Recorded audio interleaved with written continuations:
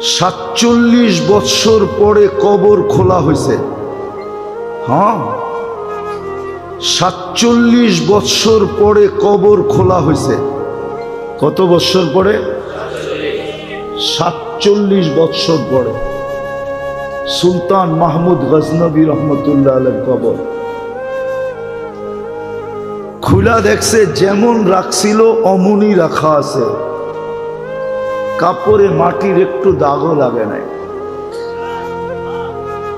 হাত দুইটা বুকের উপরে বাঁধা আছে। উঠায়া দেখছে নরম তুলতুলে, মনে হয় এই মাত্র ঘুমাইছে। ফ্রান্সিসি ইঞ্জিনিয়ার কপ চেহারার থেকে কাপড় খুলছে আর একটা চিৎকার দিয়া বেহুশ হয়ে গেছে। হুশে আইসা বলছে কলেমা পড়ায়া দাও। বলছে কি দেখা কলেমা পড়লা? বলে ওটা বলা যাবে না, কি দেখা কলেমা পড়লাম। পড়ায়া দাও, এটা বলতেছি পড়ায়া দাও। মনে হইতেছে এখন ঘুমাইল। 47 বৎসর পরে যিনি আমাদেরও রাজা ছিলেন, ভারতবর্ষ যিনি স্বাধীন করছেন, সুলতান মাহমুদ গজনবী, সেই রাশিয়ার মাথা থেকে নিয়ে ভারতবর্ষের শেষ মাথা পর্যন্ত, যার পায়ের নিচে ছিল, পায়ের নিচে এত বড় রাজা, কেমন ফুটা ফুটছে বলেন? ফুটলে দরবেশ এরকমই ফুটে। শাহজালাল রহমতুল্লাহ আলাইহি কেমন ফুটা ফুটছে যে মুসল্লায় বৈশাখ পার হইতেছে। সাহাবা তো ঘোড়া দিয়ে পার হইছে, উনি মুসল্লা দিয়ে পার হইতেছে। উনি কি সুরমা নদী পার হন নাই? কি দিয়া? জায়নমাজ দিয়া পার হন নাই? ভিজা গেছিল? ভিজেও নাই, ডুবেও নাই।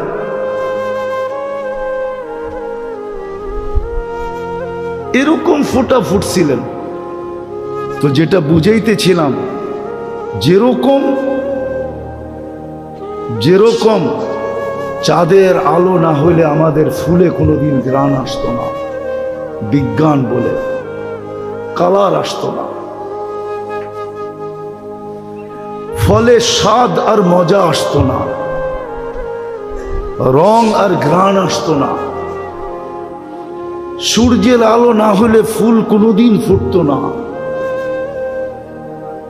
সূর্যের কিরণ আমাদের শরীরে না লাগলে অনেক কিছুই হতো না। তদ্রূপ আল্লাহর রহমত যতক্ষণ পর্যন্ত আমাদের উপরে না হবে, যুবকের উপরে যদি রহমত না হয় তো যুবক ফুটবে না, পুরুষের উপরে না হলে পুরুষ ফুটবে না, নারীর উপরে না হলে নারী ফুটবে না, জীবন কেটে যাবে, ফুটবে না। আমি ওই ফুটন্তের কথা বলতেছি, মনে উঠল বিদায় বলতেছি। লাশ জারি হোক, যুবকের হোক আর বৃদ্ধের হোক, নারী হোক আর পুরুষ হোক, ধনী হোক আর গরিব হোক, রাজা হোক আর প্রজা হোক, রব্বে কাবার কসম, জীবন যদি ফুটলো তাহলে লাশ কবরের পাশে নিবে আর কবর সেলুট দিয়া বলবে, ইদান উহাব্বিলু লাকা বাতনি খাদরা, ইদান উহাব্বিলু লাকা বাতনি খাদরা। তোমাকে রাখতে দেরি, আমার পেট সবুজ শ্যামল হইতে দেরি হবে না। ওয়া ইউহাব্বিল জিসমাকা নূরা, তোমার শরীর আলোকিত হবে। ইয়াসআদ রূহুকা ইলাল্লাহ, তোমার রূহ আল্লাহর সান্নিধ্যে চলে যাবে। তারাল জান্নাতা গুদুওয়াম ওয়া আশিয়া, তুমি সকালে জান্নাত দেখবে, বিকালে জান্নাত দেখবে যদি ফোটে। কিন্তু এটার জন্য শর্ত হলো আল্লাহর রহমত আসতে হবে। যুবকের যৌবনের উপরে আল্লাহর রহমতের ছোঁয়া লাগতে হবে। নারীর নারীত্বের উপরে কয়দিন থাকবা ওইখানে, কয়দিন থাকবো এখানে? 60-70 বছর, এর বেশি তো এখানে থাকার সুযোগ নাই। 60-70 বছরই থাকবো, বেশি দিন তো থাকবো না। কেউ থাকে নাই, কেউ থাকবে না। কোরআন হাদিসের কথাই সত্য, কবি মনীষীদের কথাই সত্য। আজল নে না ছোড়া কেসরা না দারা। মৌত কাউকে ছাড়ে নাই, কাউকে ছাড়বে না। সৃষ্টির সর্দারকেই যখন ছাড়েন নাই, তার কাকে ছাড়বে? ঠিক না? সৃষ্টির রাজাকেই তো ছাড়েন নাই।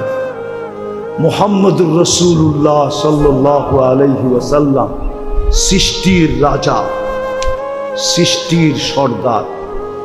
শুধু এইখানেই শেষ না, সৃষ্টির সর্দার। সৃষ্টিকে মনে হয় আল্লাহ কখনো রহমতের ছোঁয়া দিতেন না যদি মুহাম্মদুর রাসূলুল্লাহ না হতো। নাহলে কোরআন কেন বলে ওয়ামা আরসালনাকা ইল্লা রাহমাতাল লিল আলামিন? সমগ্র জগৎ কি মনে হয় আল্লাহ রহমতের ছোঁয়া দিতেন না? কাউকে দিতেন না, কোন সৃষ্টিকে না, না জিন না ইনসান, না ফেরেশতা, না কোনো প্রাণী, কাউকে রহমতের ছোঁয়া দিতেন না যদি বন্ধু না আসতেন, যদি বন্ধু না হইত। মুহাম্মদুর রাসূলুল্লাহ যদি না হইতেন, আজকে যতটুক রহমত পাইতেছি কোনো ছোঁয়াই আল্লাহ কাউকে দিতেন না। উনি যখন চিরদিন থাকেন নাই, মৌত ওনাকেও ছাড়ে নাই। জিজ্ঞাসা করছিলেন উনি মালাকুল মৌতকে, অনুমতি দিলে আমাকেও নিয়ে যাবেন? তো বলছে হ্যাঁ, অনুমতি দিলে আপনাকেও নিয়ে যাব। সবাইকে তো অনুমতি ছাড়াই নিয়ে যাই, শুধু আপনি একক ব্যক্তি যার ব্যাপারে আল্লাহ বলে দিছে অনুমতি ছাড়া ডুববেও না, আনবেও না। মনে হয় বোঝেন নাই? অনুমতি ছাড়া কামরায় ডুববেও না, আর অনুমতি ছাড়া বন্ধুকে উঠায় নিয়েও আসবে না। অনুমতি দিলে তারপরে ঢুকবে, তারপরে আনবে। তো বলছে আপনি একক ব্যক্তি, আল্লাহ বলে দিছে অনুমতি ছাড়া ঢুকা নিষেধ, অনুমতি ব্যতীত বুকে হাত রাখা নিষেধ। অনুমতি দিলে আপনাকেও নিয়ে যাব। এই জন্যই মনে হয় কবি লেখছেন লাউ কানাতিদ দুনিয়া মুখাল্লাদা, দুনিয়া যদি চিরদিন কারো জন্য হতো মা মাতা মুহাম্মাদা। তাহলে কোরআন হাদিস পর্যালোচনা করলে দেখা যায় যে মুহাম্মদুর রাসূলুল্লাহ দুনিয়ার থেকে যাওয়ার ব্যক্তিত্ব ছিলেন না। উনিও যখন চলে গেছে আর কতদিন থাকবো আমরা? কিন্তু নিজেকে ফুটায় যেতে হবে। যুবক ভালো মতে বোঝো। এই জন্যই মনে হয় আল্লাহ সতর্ক করছেন লা ইয়াক্তাররুকা শাবাবুকা, যৌবনের তরঙ্গ যেন তোমাকে বিমুখ না করে, দিক হারা না করে, তোমাকে মাতাল না করে, উদাসীন না বানায়, পাগল না বানায় দেয়। যৌবনের তরঙ্গ যেন তোমাকে এদিক ওদিক না করে। কাম মিন শাব সাবাকাকা ইলাল মাউত, আমরা নারাজ হয়ে গেলে কিন্তু যৌবন সহ উঠে নিয়ে আসবে। হায় হায় হায়, যৌবন সহ কবরের কোলে ঢুকায় দিব। আর হাজারো ঢুকায় দিয়েছেন।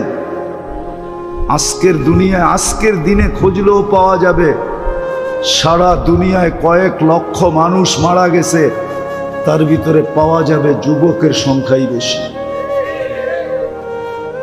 চলে যেতে হবে।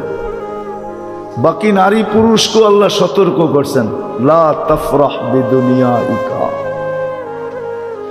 দুনিয়ার উন্নতি তোমাদেরকে যেন বিমুখ না করে। ফা ইন্নাকা গায়রা মুখাল্লাদ, তুমি চিরঞ্জীব না, চিরঞ্জীব না, চিরঞ্জীব না। এই জন্যই ফেরেশতা কানে ধ্বনি দিবে আয়সা, জালাল ইশতিগাল বাকিয়াল ওয়াবাল। মারা যাওয়ার সাথে সাথে কানে ধ্বনি দিবে জালাল ইশতিগাল, ইনকাতাতিল আজাল ওয়ানকাতাতিল আমাল। তোমার বয়স শেষ, আশা শেষ। দ্বিতীয় ফেরেশতা বলবে জালাল ইশতিগাল, ব্যস্ততা শেষ, ব্যস্ততা। বাকিয়াল ওয়াবাল, সব ঘাটি সামনে। বিদায় নিজেকে ফুটে।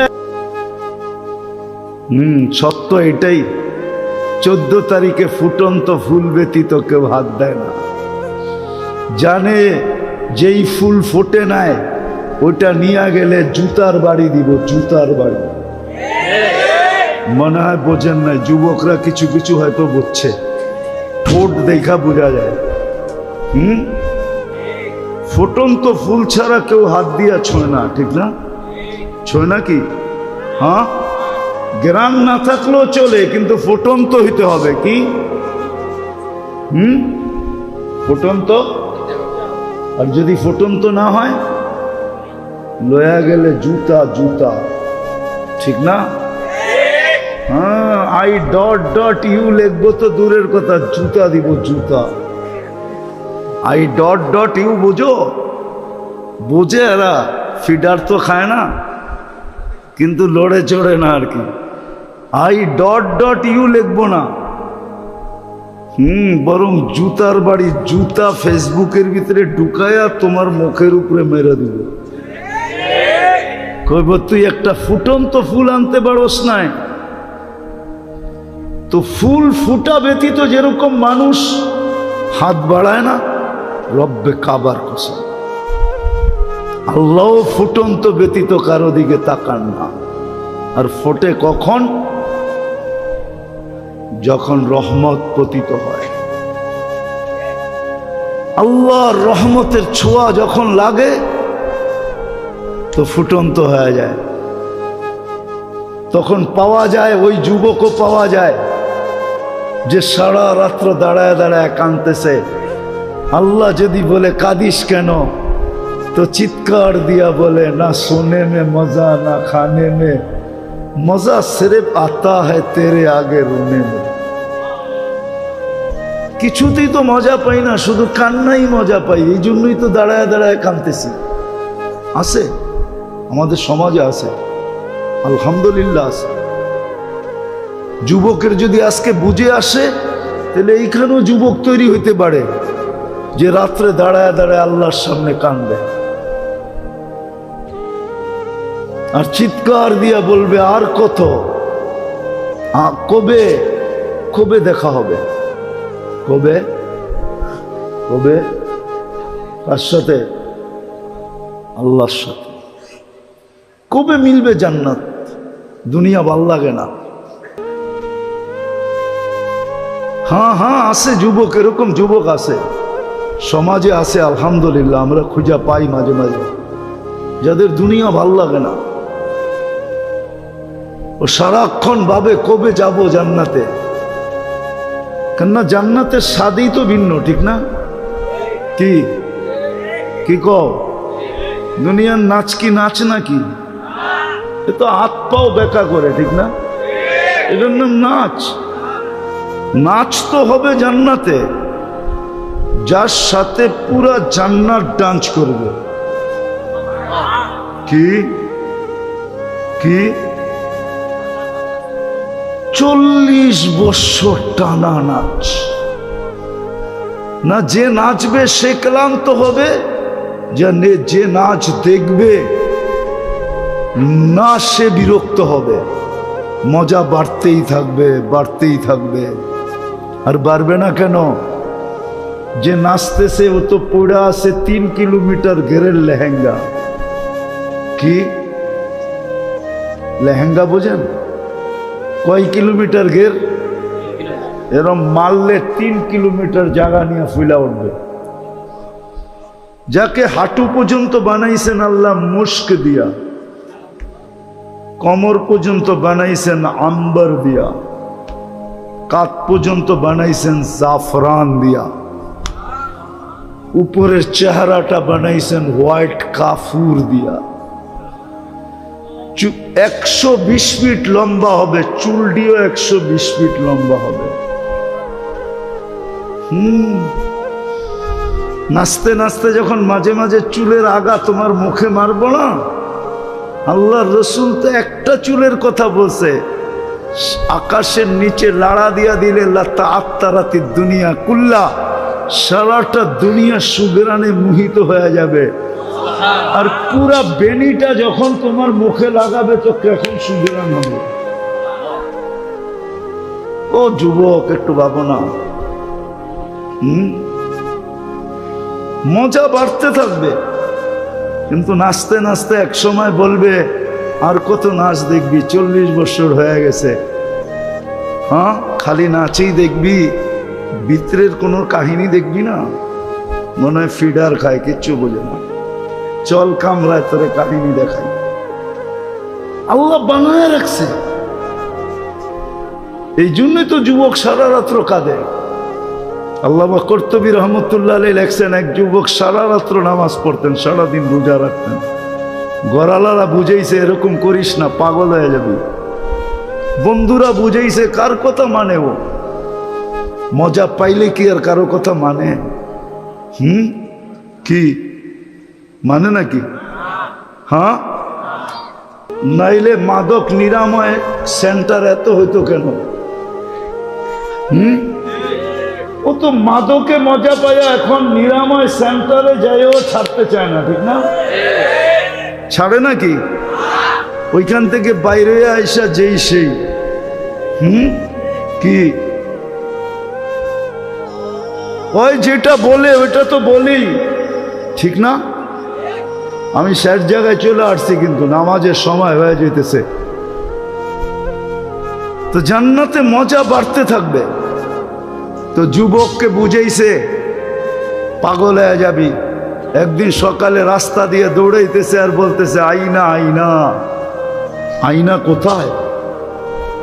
তো সবাই বলতেছে, বলছিলাম না পাগল হইব, ওই যে দেখো এখন তো লুঙ্গি নিচে আছে, কতক্ষণ পরে খুইলা মাথায়ও দিতে পারে, মাথায়ও বাঁধতে পারে। তো সবাই দৌড়া, বন্ধুরা জিজ্ঞেস করছে, আরে তুই দৌড়াস আর আইনা আইনা, এটা কি বলিস? আইনা আইনা, আইনা কোথায়? কই ঘুমায় গেছিলাম, সকালে তন্দ্রা আসছিল, তো দেখলাম এক জান্নাতের বাগান, ফলে ফুলে ভরা, ভিতরে এক ঝর্ণা, পানি ভরতে ছিল এমন মেয়েরা যাদের বর্ণনা দেওয়ার মতো আমার পক্ষে সম্ভব না। শুধু আমি না, সৃষ্টিও মনে হয় সৌন্দর্যের বর্ণনা দিতে পারবে না। আর আসলে বর্ণনা দিবে কি করে?